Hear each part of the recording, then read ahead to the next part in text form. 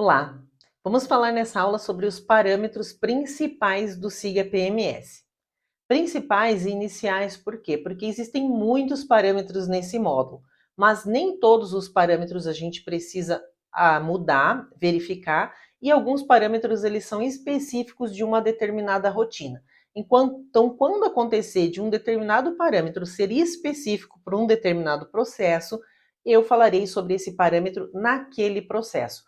Não significa que, então significa que ele afeta um processo em específico e não o sistema como um todo. Todos os parâmetros que eu vou te explicar nessa aula impactam no processo como um todo e precisam ser definidos logo no início do projeto. Então você precisa sentar com o usuário-chave, com a pessoa responsável do gerenciamento de projeto, com as pessoas responsáveis do outro setor, que envolve, né, a integração com o PMS. Então, definir essas informações, colocar elas no sistema de uma forma correta para então começar a utilizar o módulo.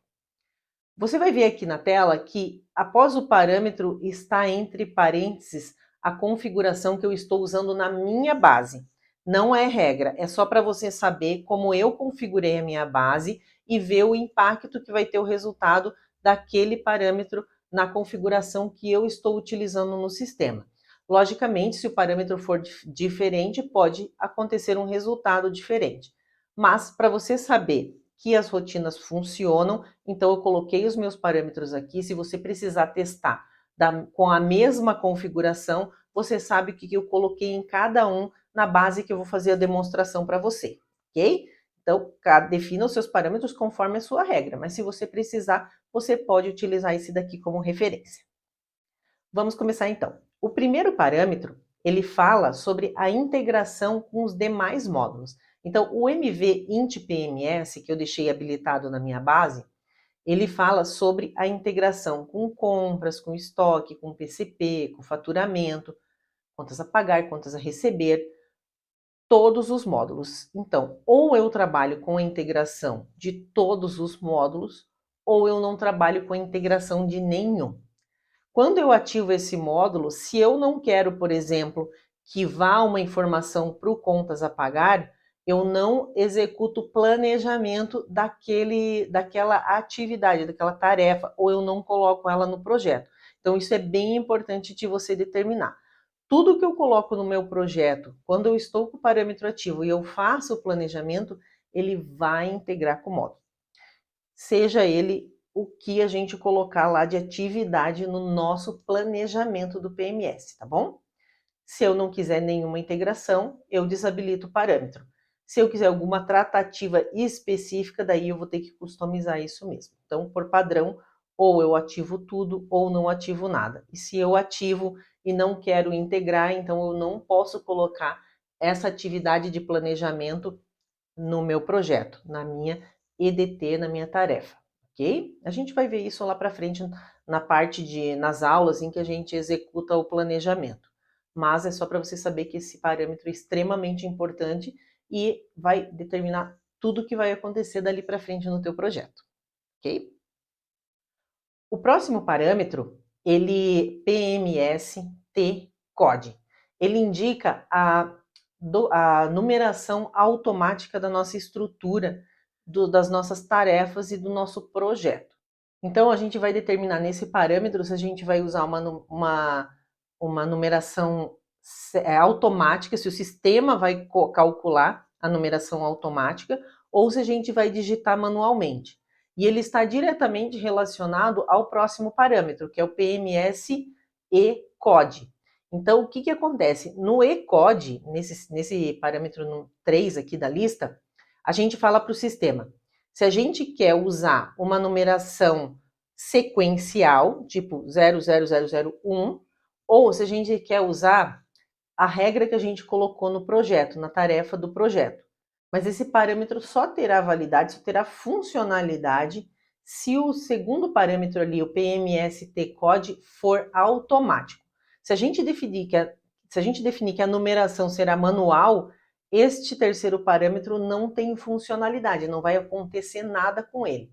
Então, eu determino aqui no PMS-E-CODE se eu quero usar numeração sequencial 0001, 0002 e assim por diante, ou eu vou usar o que eu determinei em cada projeto. Então, lá no meu projeto, eu posso dizer que eu vou usar 1.01.001, por exemplo, que é o código do projeto, da IDT e o sequencial da tarefa. Não se preocupa que isso eu vou te explicar certinho como que funciona essa numeração lá nos projetos.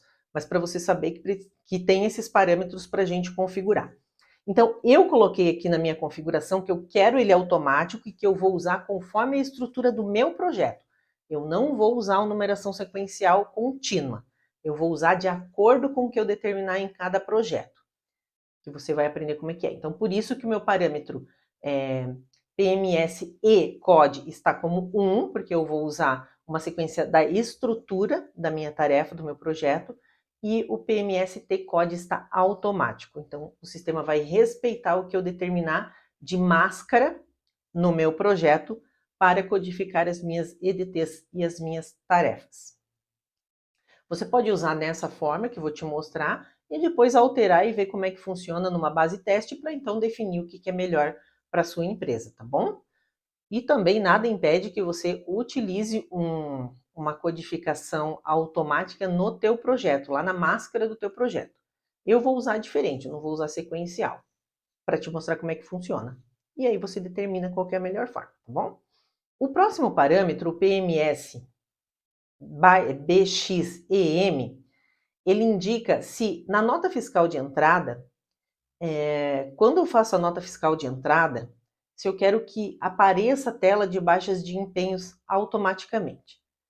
Eu vou deixar configurado esse parâmetro como verdadeiro para eu te mostrar como é que funciona. Mas, particularmente, eu não gosto de deixar esse parâmetro ativo. Tá? Eu vou te explicar por quê. Quando a gente faz um projeto, a gente determina lá nas tarefas que a gente vai precisar de um produto, a gente vai precisar comprar um produto, por exemplo. Então, quando eu faço o planejamento, o sistema dispara uma solicitação de compras. Quando o sistema faz isso, ele amarra a solicitação de compras à minha tarefa do projeto. Tarefa IDT ao projeto e automaticamente vai para o compras. Quando vira um pedido de compras, essas informações são carregadas no pedido de compras.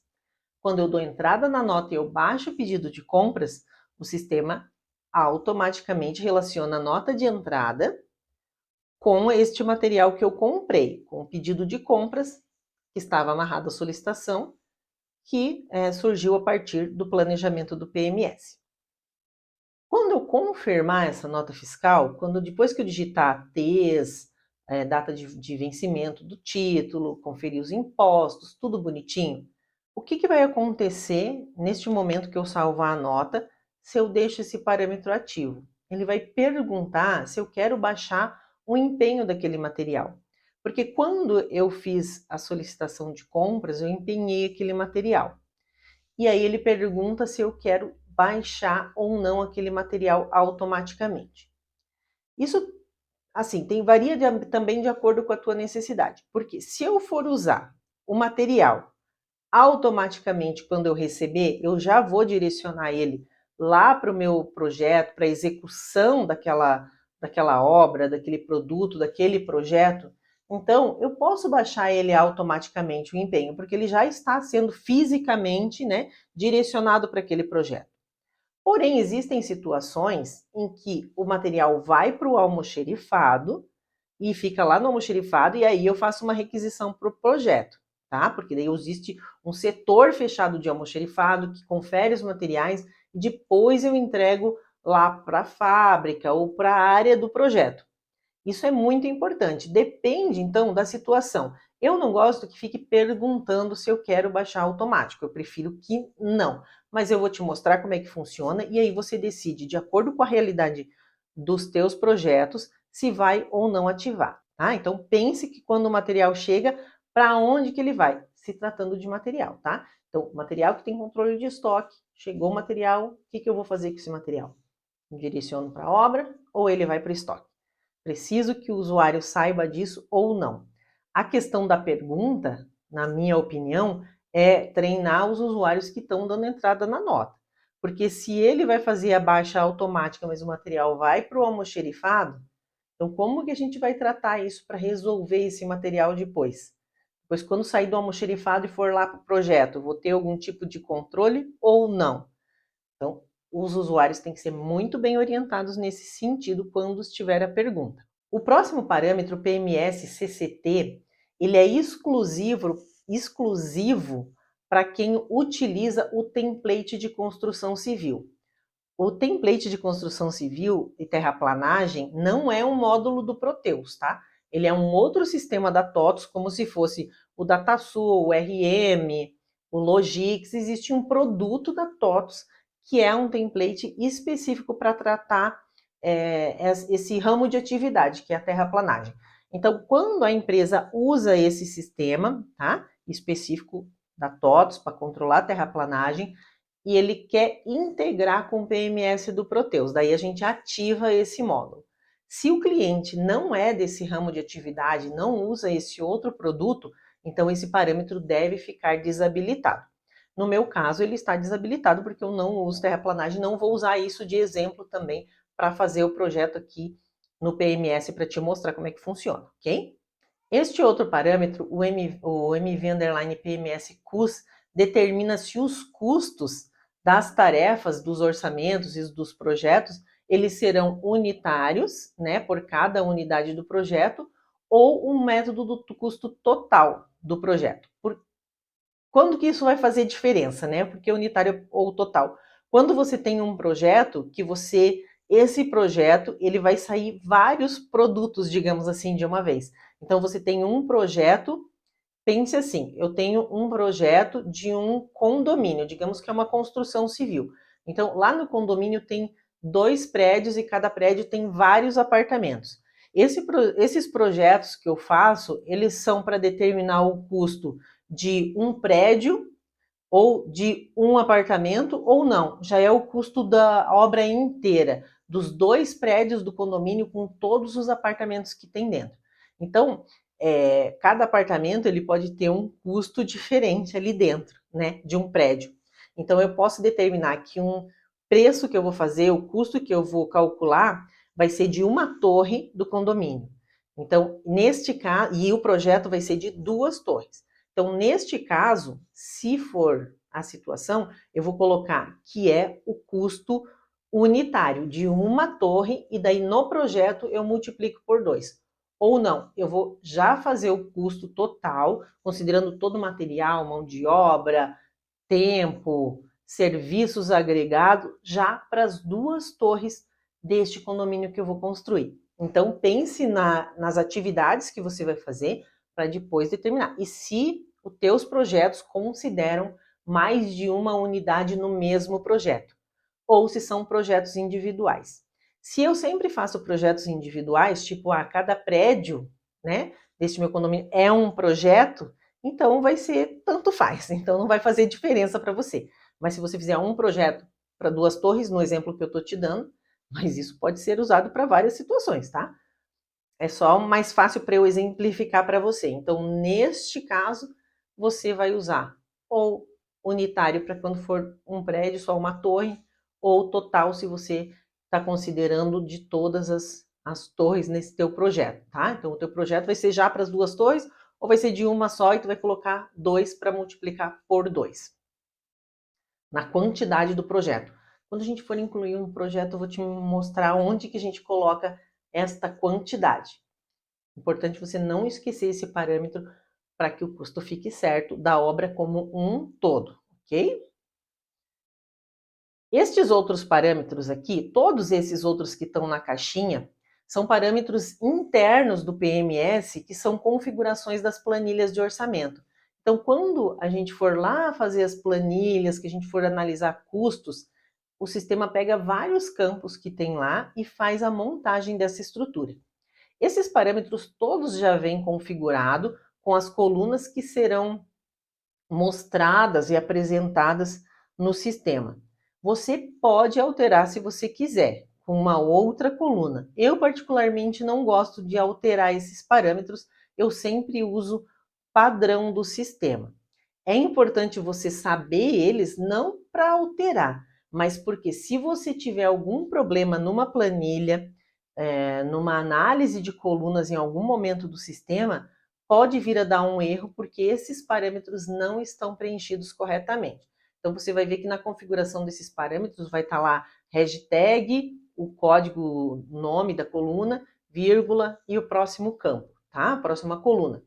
Se tiver informação em branco, por exemplo, o sistema não vai encontrar os dados, as informações, e não vai conseguir carregar a tela. Por isso que é importante só dar uma olhadinha em todos esses parâmetros e ver se todos eles estão preenchidos bonitinho, se não teve algum problema quando foi feita a implantação, a instalação do sistema, ou alguma atualização, tá bom?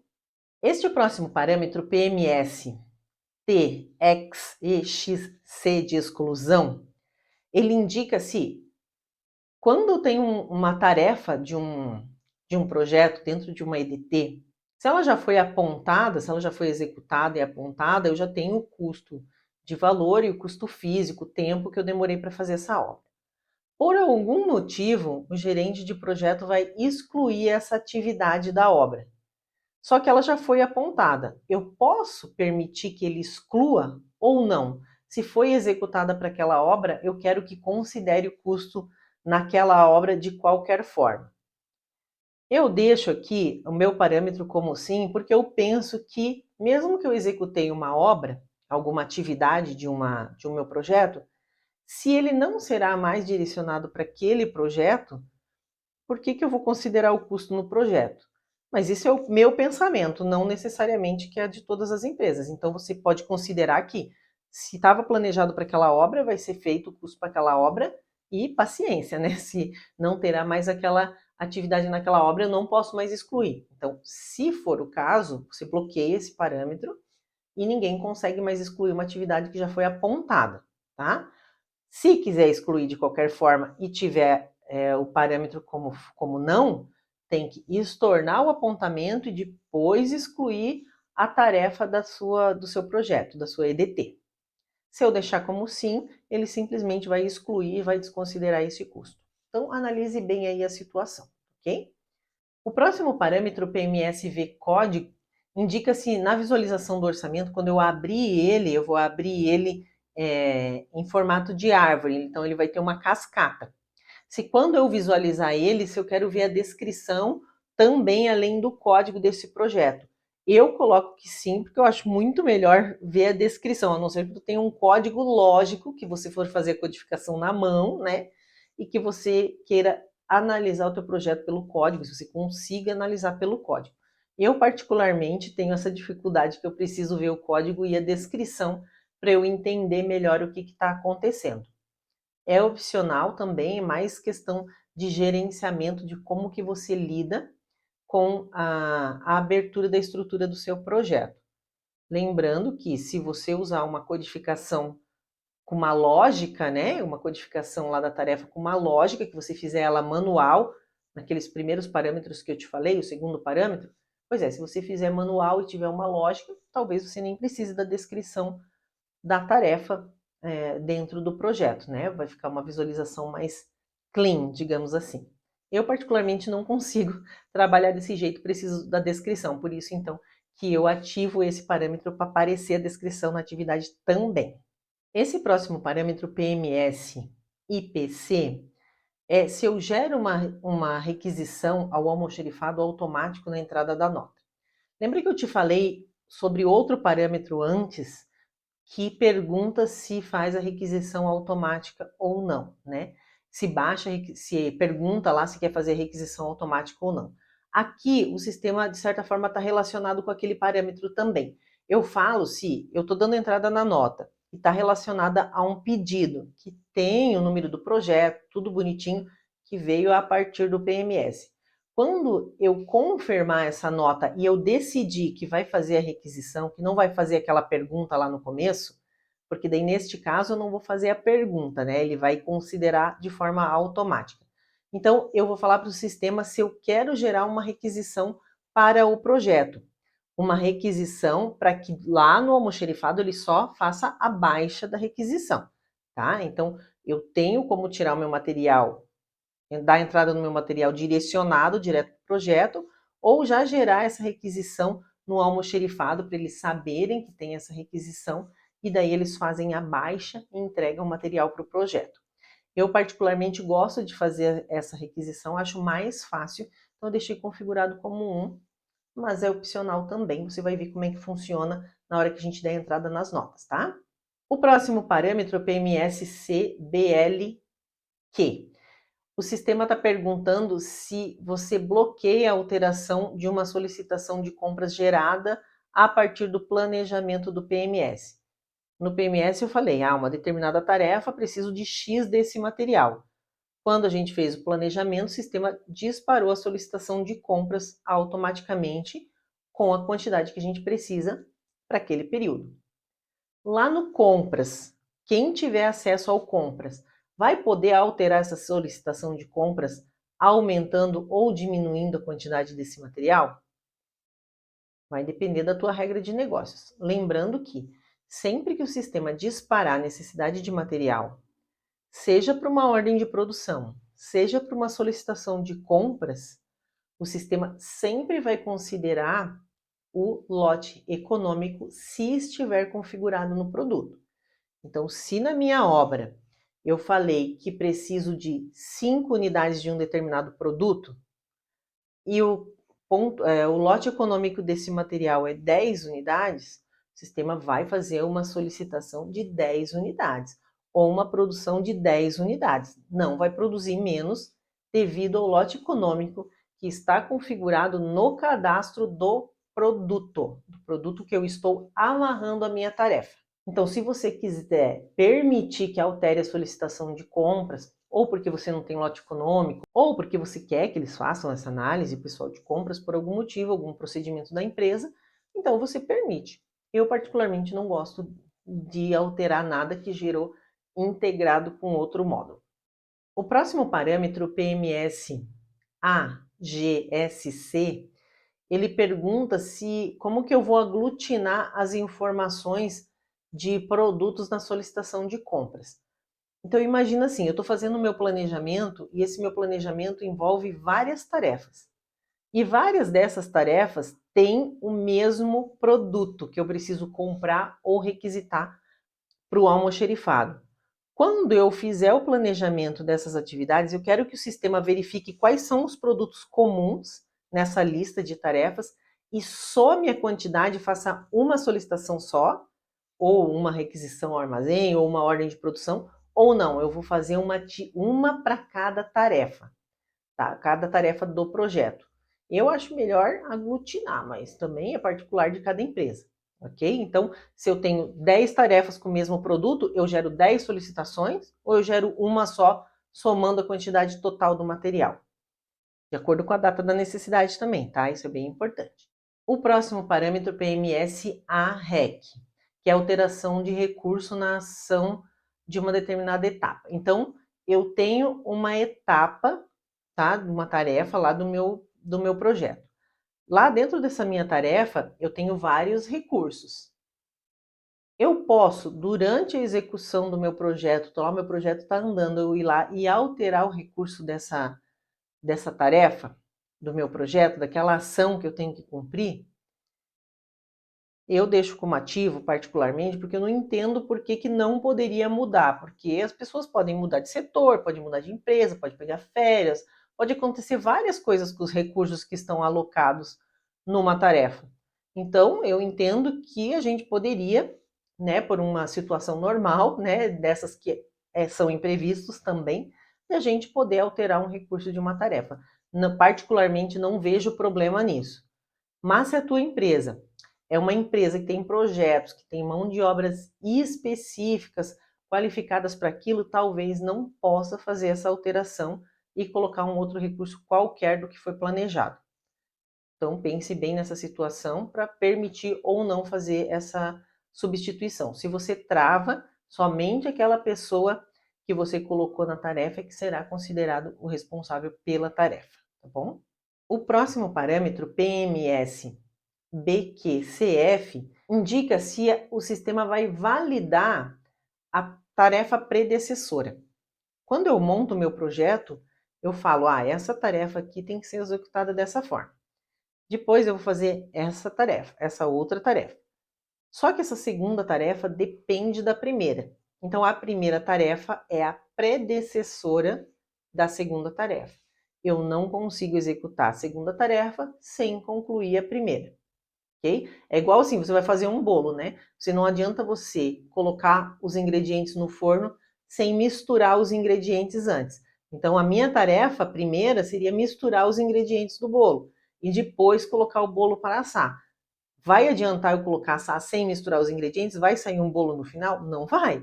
Então, eu sou obrigado a fazer a primeira atividade antes. Então, esse parâmetro ele vai dizer o seguinte: eu já falei que eu assei, eu estou apontando. Agora eu quero alterar a tarefa número 1, que é de misturar o bolo. Faz sentido isso ou não? Depende do projeto de vocês também, ok? Então, isso é muito importante. E só vale se eu tiver tarefa predecessora. Se eu tiver tarefas individuais, esse parâmetro não vai fazer diferença nenhuma para você. O próximo parâmetro ele tem a ver com a integração do PMS. Então, o PMS OPSC indica o quê? Quando eu fiz a minha tarefa, coloquei lá um determinado produto. Aquele produto que eu preciso, ele, ao invés de ser comprado, será produzido internamente. Então, o sistema dispara uma ordem de produção. Quando o sistema gera uma ordem de produção, ele olha a estrutura daquele produto, vê se tem no estoque, gera o empenho deste material, independente se tem ou não no estoque, e se não tiver no estoque ou não tiver disponível, ele gera a solicitação de compras daquela matéria-prima que eu preciso para produzir o produto intermediário acabado do meu projeto. Quando eu faço esse empenho e o sistema gera as solicitações de compras, tudo originado pelo planejamento do PMS, eu digo para o sistema se eu posso alterar ou excluir o empenho deste material que foi gerado pelo PMS, porque pelo PCP vai continuar podendo, não vai mudar nada as regras do PCP. Mas se a origem for o PMS, eu posso alterar o empenho ou eu posso excluir essa solicitação de compras que foi gerada de uma OP que veio do PMS? Então, verifique essa situação também, tá? Porque tudo estava errado. Se eu posso excluir, se eu permitir excluir, isso não vai impactar no meu produto que eu preciso lá para o meu projeto, do meu produto acabado ou intermediário que eu preciso para o meu projeto? Depende da regra da sua empresa, ok? E por último, extremamente importante, neste caso que eu expliquei agora da ordem de produção. O planejamento do projeto gerou uma ordem de produção. A ordem de produção gerou um empenho, que gerou talvez uma solicitação, será produzido na fábrica. Produziu esse material, o PCP vai fazer PCP ou a fábrica, né, vai fazer o apontamento desta ordem de produção. Quando eu fizer o apontamento da produção, este material, produto acabado, material da ordem de produção, não estou falando da matéria-prima que foi empenhada, tá? Estou falando do produto acabado. Este produto acabado que eu acabei de apontar, ele vai entrar no estoque e ficar lá no estoque para eu utilizar ele com uma requisição ou com alguma outra forma, ou ele já entra e já sai diretamente para o projeto. Fica pensando assim, lá naquela questão da nota fiscal de entrada, lembra? O material chegou, eu baixei o pedido, ele já foi direcionado para o projeto, ele vai para o almoxerifado no estoque. Aqui é a mesma coisa, só que em vez de ser um material comprado, é um material produzido. Então, quando eu produzo um material, eu vou ter a mesma lógica lá do material comprado, entra direto, vai para o estoque, ou entra direto e já sai para o projeto. Então, se eu configurar esse parâmetro aqui como 0, o material vai ser apontado na ordem de produção, né, lá no PCP, na fábrica, e vai ficar lá no estoque daquele produto, com saldo positivo. E aí o almoxerifado, ou alguém vai lá no almoxerifado, vai fazer a requisição desse material, o almoxerifado vai baixar a requisição e vai transferir esse material para o projeto. Ou, se eu coloco como 1, ele entra no almoxerifado, automaticamente o sistema gera uma requisição para esse projeto e já baixa o saldo. O saldo dele vai ficar 0 no estoque, porque ele já será direcionado para o projeto. Tá? Então, são muitas decisões importantes que envolvem essa integração e você precisa analisar bem cada um desses parâmetros. Esses todos que eu te passei são os principais. Lógico que a gente vai ter outros parâmetros no meio do caminho, mas aí eu te explico quando for conveniente naquela rotina, tá bom? Então revise todos eles, sente com a equipe responsável e configure os parâmetros antes de começar a utilizar o sistema, ok? É isso daí, a gente se vê na próxima aula. Até lá!